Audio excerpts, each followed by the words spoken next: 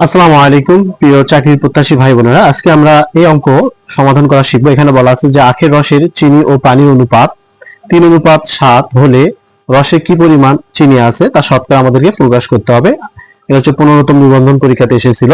তো এরকম যদি অঙ্ক আসে তো আমরা যেভাবে কাজটি করব, তো ফার্স্ট টাইম আমরা এই অনুপাতগুলোর যোগফল লিখবো। এই অনুপাত অর্থাৎ এখানে আছে 3 যোগ 7, এর অনুপাত হচ্ছে, অনুপাতগুলোর যোগফল হচ্ছে কত, 10। যেহেতু আমাকে শতকরা বের করতে হবে, ঠিক আছে, তো আমরা শতকরা বের করে এখন আমরা টান দেবো ওকে। তো ফার্স্ট টাইমে আমরা এই যোগফলটা লিখবো এখানে ওকে, অনুপাতগুলোর যোগফল। যেহেতু এখানে আমাদের বলছে রসে কি পরিমাণ চিনির কথা বলছে, তাহলে এখানে চিনির অনুপাত কিন্তু কত, 3। তো এখানে আমরা 3 লিখবো। এখানে যেহেতু শতকরা, এখানে আমরা 100 দিয়ে দেব ওকে।